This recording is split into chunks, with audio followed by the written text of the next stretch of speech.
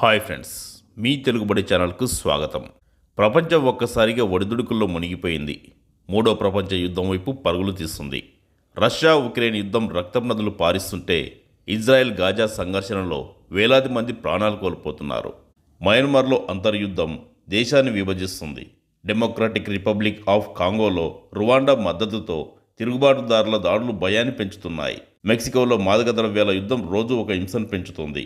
మరి Iran Israel మధ్య ఉద్రిక్తతలు, కొరియా ఒడిదుడుకులు, సైబర్ యుద్ధాలు, అన్నిటికి మించి తాజాగా తలబడడానికి సిద్ధమవుతున్న అమెరికా, రష్యా, ఇవన్నీ మూడో ప్రపంచ యుద్ధం రానుందనే సంకేతాలు ఇస్తున్నాయి. ఇదిలా ఉంటే ప్రపంచ శాంతి కోసం 1945లో ఏర్పడిన ఐక్యరాజ్యసమితి మాత్రం ఏమి చేయలేని నిస్సహాయ స్థితిలో ఉండిపోయినట్లు కనిపిస్తుంది. ఈ యుద్ధాలు, అంతర్గత దాడులు ఆపగల సామర్థ్యం దానికి ఉందా, లేక ఊహాజనిత సంస్థగానే మిగిలిపోతుందా? ఇటీవల అమెరికా అధ్యక్షుడు డొనాల్డ్ ట్రంప్ కూడా ఐక్యరాజ్యసమితిపై ఆగ్రహం చూపారు. నేను 7 యుద్ధాలు ఆపాను, ఐక్యరాజ్యసమితి ఏం చేస్తుంది అని విరుచుకుపడ్డారు. ఉక్రెయిన్ రష్యా యుద్ధం 2022లో మొదలైంది. ఈ యుద్ధం ఇప్పటికీ రక్తపాతం కురిపిస్తూనే ఉంది. రష్యా దాడులు పెంచింది. ఉక్రెయిన్ మాత్రం ఉత్తర అట్లాంటిక్ ఒప్పంద సంస్థ నాటో మద్దతుతో ప్రతిఘటిస్తుంది. కానీ ఇది యూరప్లో మాత్రమే కాదు, ప్రపంచ ఇంధన సంక్షోభానికి కారణమవుతుంది. ఈ విషయంలో తాజాగా అమెరికా ప్రత్యక్షంగా జోక్యం చేసుకోవడానికి చూస్తుంది. రష్యాపై నాటో దేశాలతో కానీ నేరుగా అమెరికానే కానీ దాడి చేయడానికి సిద్ధమవుతున్నట్లు సమాచారం. అదే జరిగితే ఇక మూడో ప్రపంచ యుద్ధం మొదలైనట్లే. ఇక రెండోది ఇజ్రాయెల్ గాజా యుద్ధం. కొన్ని అంతర్జాతీయ సంస్థల నివేదిక ప్రకారం ఇజ్రాయెల్ దాడులతో గాజాలో ఇప్పటికీ 60,000 మందికి పైగా మరణాలు సంభవించాయి. హమాస్ను అంతమొందించే వరకు దాడులు ఆపేది లేదని ఇజ్రాయెల్ ఖరాఖండిగా చెబుతుంది. ఇప్పటికే సుమారు ఇజ్రాయెల్ గాజాను ఆక్రమించేసిందనే చెప్పుకోవచ్చు. ఇజ్రాయెల్ చర్యలకు ధీటుగా జవాబు ఇచ్చేందుకు ఇటీవల ఇస్లామిక్ దేశాలన్నీ కలిసి ఇస్లామిక్ నాటోగా ఏర్పడేందుకు సిద్ధమయ్యాయి. 42 ఇస్లామిక్ దేశాలు మాపై ఒక్కరిపై చేయివేసినా అందరిపై వేసినట్టేనని కయ్యానికి కాలు దువ్వుతున్నాయి. మరోవైపు హమాస్ ఇజ్రాయెల్పై రాకెట్ దాడులు చేస్తూనే ఉంది. లెబనాన్, యెమెన్లో హౌతీ దాడులు కూడా పెరిగాయి. ఇక్కడ పిల్లలు, మహిళలు మరణిస్తూనే ఉన్నారు. ఇదిలా ఉంటే మయన్మార్ అంతర్యుద్ధం ఇంకా చెలరేగుతూనే ఉంది. 2021లో ఈ సైనిక తిరుగుబాటు తర్వాత తిరుగుబాటుదారులు వర్సెస్ సైన్యంగా ఈ తంతంగా నడుస్తూనే ఉంది. చివరికి దేశం విభజన దశకు వచ్చేసినట్లు కనిపిస్తుంది. ఇకపోతే ఆఫ్రికాలో డెమోక్రాటిక్ రిపబ్లిక్ ఆఫ్ కాంగో సంఘర్షణ, రువాండా మద్దతుతో M23 తిరుగుబాటులు తూర్పు ప్రాంతాలను స్వాధీనం చేసుకుంటున్నారు. ఇక్కడ ఖనిజాల కోసం పరోక్ష యుద్ధాలు జరుగుతూనే ఉన్నాయి. అంతేకాకుండా మెక్సికోలో మాదక ద్రవ్యాల సమూహాలు, సూడాన్ అంతర్యుద్ధం, యెమెన్ హౌతీ సౌదీ ఉద్రిక్తతలు, చైనా తైవాన్ గొడవలు, ఇవన్నీ మానవ మనుగడకు ప్రశ్నార్థకంగా మారడమే కాకుండా ప్రపంచ ఆర్థిక వ్యవస్థను దెబ్బతీస్తున్నాయి.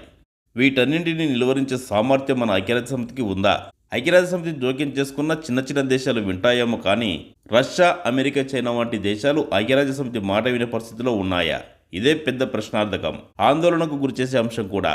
1945లో రెండో ప్రపంచ యుద్ధం రక్తపు పాటాల నుండి ఏర్పడిన ఐక్యరాజ్యసమితి 193 సభ్య దేశాలతో ప్రపంచ శాంతి, మానవ హక్కులు, అభివృద్ధి కోసం పాటుపడుతుంది. అయితే భద్రతా మండలిలో 5 శాశ్వత సభ్య దేశాలు అయినటువంటి America, Russia, China, Britain, France వీటి వీటో అధికారంతో యుద్ధాలు ఆపే సామర్థ్యాన్ని అందిపుచ్చుకున్నాయి. ఆ క్రమంలో శాంతి నిర్వహణ కార్యక్రమాలు, మధ్యవర్తిత్వం, ఆంక్షలు విధించడం వంటివి వీటో దేశాలకు సాధ్యమవుతుంది. కానీ వీటో అధికారం ఉన్న దేశాలే యుద్ధంలో మునిగితే మాత్రం దాన్ని ఆపే శక్తి ఎవరికీ లేనట్లుగా అనిపిస్తుంది. ప్రస్తుతం ఐక్యరాజ్యసమితికి కూడా ఇది తలనొప్పిగానే ఉంది. 80 ఏళ్ల తర్వాత ఐక్యరాజ్యసమితి అంతే బలంగా ఉందా అంటే లేదనే చెప్పుకోవాలి. ఐక్యరాజ్యసమితి ప్రస్తుతం ప్రపంచవ్యాప్తంగా 11 శాంతి కార్యక్రమాలు నిర్వహిస్తుంది. ఉదాహరణకు రష్యా ఉక్రెయిన్ యుద్ధం నివారణకు ప్రయత్నిస్తుంది. కానీ రష్యా వీటో అధికారం వల్ల తీర్మానాలు విఫలమవుతున్నాయి. గాజాలో కాల్పుల విరమణకు పిలుపునిచ్చింది, మానవతా సహాయం పంపింది. కానీ ఇజ్రాయెల్ మాత్రం అమెరికా మద్దతుతో పట్టించుకోవడం లేదు. డెమోక్రాటిక్ రిపబ్లిక్ ఆఫ్ కాంగోలో UNO చేపట్టిన మెనుస్కో కార్యక్రమం సాధారణ ప్రజలను రక్షిస్తుంది. మయన్మార్లో మధ్యవర్తిత్వానికి ప్రయత్నిస్తుంది.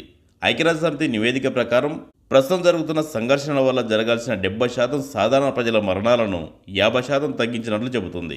వీటో అధికారం ఉన్న దేశాల వల్ల సంపూర్ణ యుద్ధ నివారణ కష్టమవుతున్నట్లు తెలుస్తుంది.